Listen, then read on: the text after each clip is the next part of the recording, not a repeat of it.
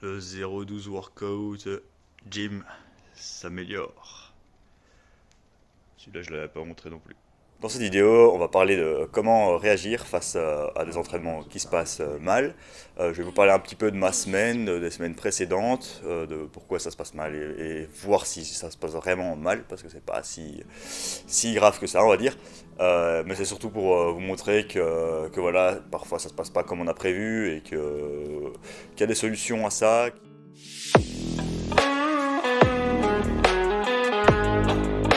Je vais vous discuter un petit peu de ce qui s'est passé dans les semaines d'avant et on va faire ça sous un format de vlog parce que je pense que ça vous plaît assez bien. Et en même temps, je vais vous montrer la session d'aujourd'hui qui s'annonce compliquée sur papier. Et donc on va voir ensemble comment réagir. Mais peut-être que vu que je suis en caméra, ça se passera un peu moins mal. Pour vous mettre dans le contexte, on se situe en semaine 3. Du Mésocycle 2 que j'avais repris avec le format que je vous ai déjà présenté. Et donc qu'est-ce qui s'est passé cette semaine 3, c'est que j'étais en RPE 9, 9,5 voire 10 sur quasiment tous mes exercices de force. Et donc ça c'est pas très chouette. En semaine 3, peut-être qu'on peut y aller en semaine 4 et encore c'est pas idéal non plus. Donc il y a pas mal de raisons à cela. Je vais faire un petit récap sur la plupart des mouvements. En termes de planche et de front lever, je dirais que ça se passe assez bien, mis à part la séance de hier où techniquement j'étais pas du tout dedans sur les planches avec élastique. Perte un peu de repère et d'activation de la hanche, bizarrement. Alors que la première séance de la semaine, par contre, ça s'est très bien passé. Donc en termes de skill, j'étais en bonne progression. Le front lever, il se maintient assez bien. J'arrive à parfois faire des holds de 4 secondes, donc ça c'est cool. Mais donc pour les skills ça va encore. Le HSPU comme je vous ai montré la semaine passée c'était pas super bien et ça s'est pas super bien enchaîné, donc on va voir aujourd'hui si c'est mieux.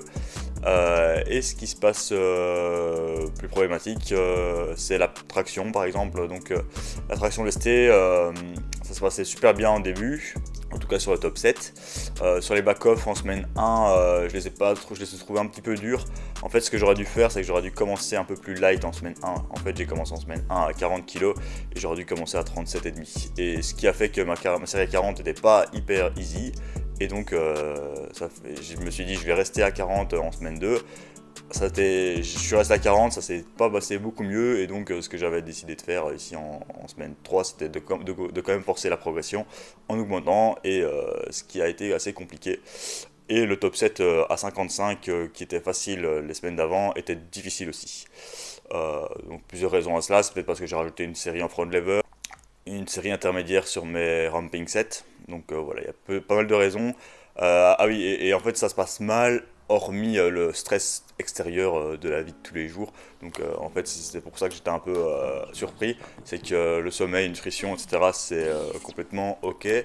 Donc souvent c'est la première chose à regarder quand ça se passe mal à l'entraînement. Est-ce que vous avez bien dormi? Est-ce que vous avez moins bien mangé? Est-ce que le poids de corps augmente ou pas? C'est du très court terme, c'est sur 3 semaines, il n'y a qu'une semaine qui se passe mal, donc parfois c'est mieux d'attendre 2 semaines. Donc ça on va voir comment réagir après.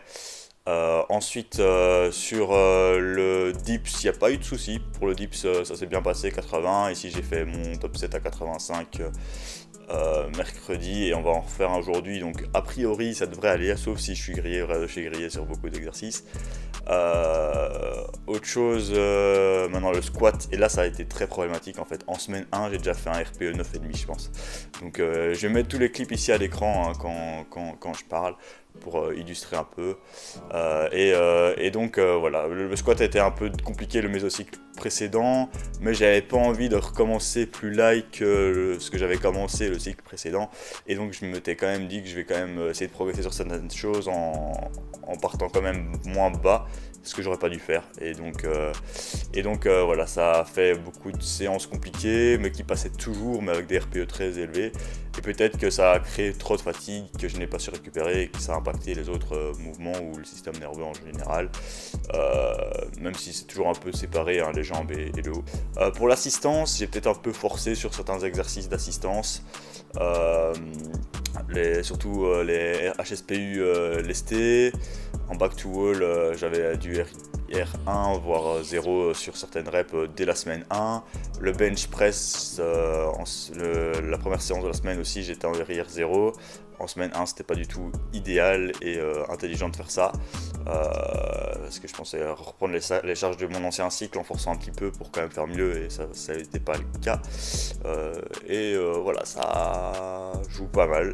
Et le développé militaire aussi, je voulais passer directement à 70-70 kg. Et donc c'est un petit grind, mais ça a quand même progressé, donc j'ai quand même fait... je suis quand même passé des séries de 3 des séries de 4 et le 4x4 est quand même bien validé, donc, mais c'est juste que ça bouge très lentement.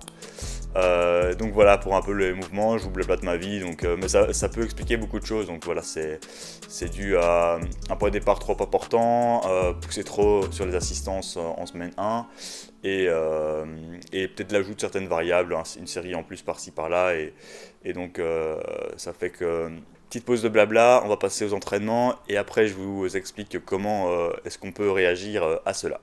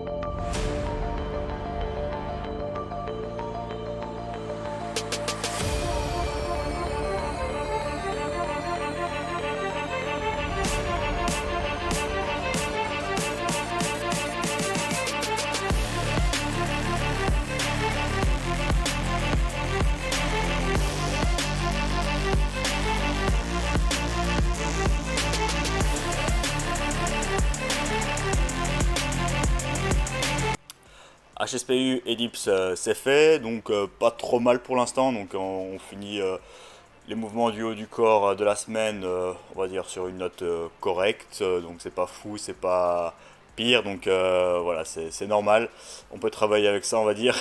Donc les HSPU, ben voilà, c'est la montée un peu lente en 2 temps, mais au vu du début de cycle, etc. Et finalement j'ai quand même fait 2 sur 2, donc voilà, c'est ok. Je vais quand même essayer d'améliorer ça évidemment, parce que c'est pas non plus techniquement correct pour pouvoir être à l'aise aussi en termes de progression, mais c'était pas l'objectif non plus. Ensuite pour les dips, ben, j'ai clairement mis ce groove la première rep, hein, on voit que j'ai perdu mes épaules sur la montée, donc ça a rendu le mouvement plus compliqué, et du coup bah, la deuxième était beaucoup mieux, mais voilà, c'est à cause de la première c'était un peu plus lent, mais ça passe quand même encore assez bien. Donc j'ai fait le bon de 80 à 85 avec la pause et les négatives, donc voilà, ça demande un peu plus de technique. Petit tips en dips qui m'aide vraiment très bien, et je pense que ça peut aider beaucoup de gens aussi, donc c'est bien serrer les dorsaux, enfin voilà, c'est de coincer un peu son triceps contre ses dorsaux, c'est de garder la tension dedans, et c'est un truc qu'on n'y pense pas forcément. Même essayer de sentir un peu le dorsal qui se contracte quand on le fait, et peut-être que justement ça crée un peu plus de fatigue. C'est vrai qu'il y en a qui expérimentent ça, qui ont des courbatures au dips ou enfin au dorsal après des séances de dips, donc c'est tout à fait normal, et puis ça permet d'être plus stable, de mieux l'activer. Et ensuite mettre de la vitesse, clairement, ça c'est vraiment hyper important. Par exemple, j'ai fait mes back-off là, les 4x2, ben, sur les 2 premières j'ai pas pensé à mettre de la vitesse, sur les 2 dernières j'ai mis de la vitesse, et c'était vachement mieux, donc clairement. Donc voilà pour le haut du corps. Maintenant on va attaquer la partie problématique, les squats, donc on va voir un peu ce que ça donne aujourd'hui.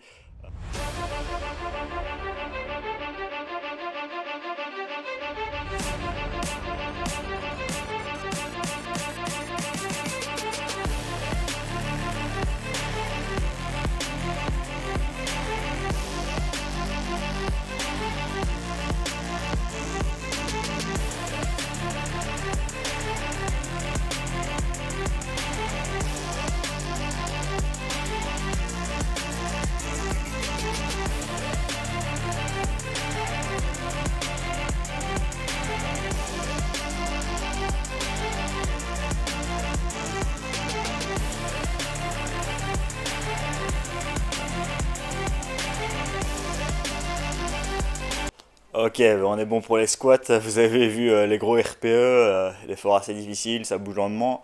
Donc 5 singles à 140 et c'est pas beaucoup mieux qu'en semaine 1, même pas du tout même. Je pense que je cut un petit peu la ROM par rapport à avant. Peut-être que la trajectoire de barre est un peu mieux, mais au vu de la ROM, parfois c'est douteux sur l'amplitude. Et je pense que j'ai épuisé mes cartes sur le squat. Donc pendant que j'avais la fracture, j'ai quand même bien pu poser dessus, ça a bien monté.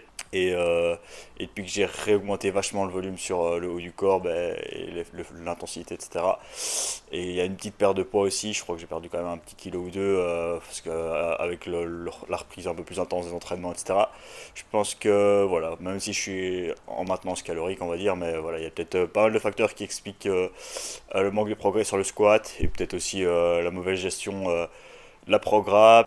Donc voilà, à voir comment je vais adapter pour le prochain méso, si je faire plus de high bar, si je refocus, si j'enlève le low bar ou si je garde des singles en low plus high, ou alors si voilà, ouais, plein de possibilités, ça sera à voir après la deload. Donc en tout cas, bah, il y a quand même encore une semaine où que je vais forcer dessus. Maintenant, quelles sont les solutions possibles pour quand ça se passe mal, hein. Donc ici, on va surtout réagir sur du court terme, hein, et je vais prendre un peu cet exemple-ci dans mon cas. Il faut savoir aussi que ça, voilà, que c'est pas encore dramatique, hein, et ça peut être vachement pire. J'ai raté aucune barre, mais j'aurais pu les rater. Les mouvements, de manière générale, progressent quand même, hein. Donc les skills, mes objectifs principaux progressent. C'est juste qu'il y a certains secondaires qui progressent moins, et les mouvements plus lestés. Et voilà, souvent ça va pas être des réactions comme ça à court terme qui vont vraiment solutionner le problème, c'est plus penser à la suite, penser au prochain mésocycle qui va pouvoir résoudre le problème, surtout quand on est déjà avancé dans son mésocycle. Donc si j'avais eu ce genre de lift en semaine 1, bah là oui, là il aurait fallu réagir beaucoup plus rapidement. Ici, en semaine 3, voilà, il y a plusieurs possibilités. Souvent, bah, si vous planifiez votre deload vous-même, et vous dites, en général, j'aime bien faire des cycles de 4-5 semaines avant de deload. Là, il faudra peut-être soit pousser à fond jusqu'au bout, ce qui peut être le cas parce que certaines personnes réagissent bien à ça. Moi, par exemple, dans mon cas, j'aime bien quand même, même si ma semaine 3 est compliquée, j'aime bien encore aller chercher une semaine 4 où j'y vais à fond. Je sais qu'en semaine 4, en général, sous fatigue, je réagis bien et que ça se passe bien en général. Et souvent, c'est là que je fais mes PR ou des choses comme ça. Bon, maintenant, la semaine 3 n'est pas censée être compliquée comme ça. Donc voilà, là peut-être qu'il faut tâtonner, donc voir sur la première séance de la prochaine semaine comment ça se passe. Si elle est dès le départ, ça vous le sentez pas, là on peut commencer à décharger. Et donc voilà, on note la semaine, on la fait pas, on fait une décharge. Ou alors on fait juste une semaine, une séance light, et puis on essaie de finir la semaine. Ça c'est une possibilité aussi, faire une séance réactive. Et certains autres vont fonctionner à la deload réactive, hein, donc ils vont pas spécialement planifier la deload, et ils vont la faire quand ils sentent qu'ils en ont besoin. Euh, donc parfois ça sera 3, 4, 5, 6 semaines. Pour les pratiquants avancés, il n'y a aussi aucun souci à décharger, on va dire, après 3 semaines. Donc là, par exemple, je pourrais très bien décharger, mais je sais que je réagis quand même bien en quatrième semaine. Donc voilà, à titre personnel, je vais quand même tenter la quatrième semaine.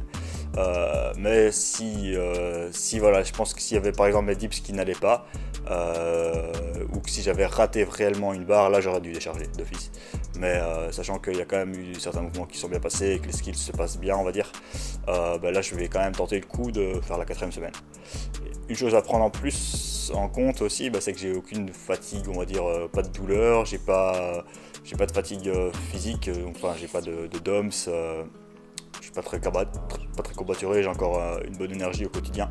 Donc ça peut valoir le coup d'essayer aussi. Donc voilà, je pense que c'est juste le pattern de mouvement qui a mal engrainé, on va dire, sur certains mouvements. Et donc voilà, peut-être que c'est la mauvaise gestion de l'intensité, comme je l'ai dit plus tôt. Donc voilà, c'était quelques pistes pour quand ça se passe mal à l'entraînement. Et voir les réactions possibles. J'espère que voilà, si vous avez aimé cette vidéo sous le format vlog, la séance aussi. Donc c'est pas la séance la plus sexy, hein, donc c'est toujours la séance HSPU, un peu, ça ressemble un peu à la dernière, sauf qu'il y a les jambes dedans, mais je voulais vous montrer quand ça se passe mal. C'est pas toujours cool de montrer les choses quand ça se passe un peu moins bien, et voilà, mais moi ça fait partie quand même de la réalité, c'est souvent comme ça en général, les entraînements c'est pas jamais linéaire, et là voilà, ça fait en plus ça fait quand même un méso ou deux que ça se passe moins bien sur les jambes, et voilà, au moins je vous le montre, et j'essaierai de vous montrer comment je vais résoudre ça. Après pour le reste c'est cool, et je vous montrerai sans doute plus de planches et de front lever pour l'instant, pendant les prochaines vlogs, training vlogs ou quoi. Et voilà. Donc si vous stagnez beaucoup et que vous n'arrivez pas à progresser, n'hésitez pas à aller voir la dernière vidéo sur la stagnation. Donc ça reprend pas mal de points que je viens de dire maintenant. Donc voilà, je parle souvent de négatif sur ma chaîne. En plus avec la compète qui avait été, donc voilà, il y a beaucoup de choses, mais en général, voilà, il faut toujours être positif, et essayer en tout cas et de se concentrer sur ce qui va bien, et montrer ce qui va bien en général sur les réseaux. C'est quand même, voilà, je vais quand même essayer de vous montrer en général des trucs qui fonctionnent. C'est l'idéal. Et donc ouais, si vous stagnez beaucoup quand même et que vous n'avez pas vu ma vidéo, allez la voir. Et si vous souhaitez aussi vous faire accompagner, parce que se faire accompagner ça aide vraiment à éviter cela. Parce que là, ici, je me retrouve dans ce cas-ci parce que je me fais plus coacher, donc voilà. Et donc, n'hésitez pas à me contacter via le lien en bio pour passer un call et discuter de tout ça pour vous aider à ne plus stagner. Et sinon, n'hésitez pas à vous abonner, partager. C'était 012 Workout. À la prochaine pour une prochaine vidéo.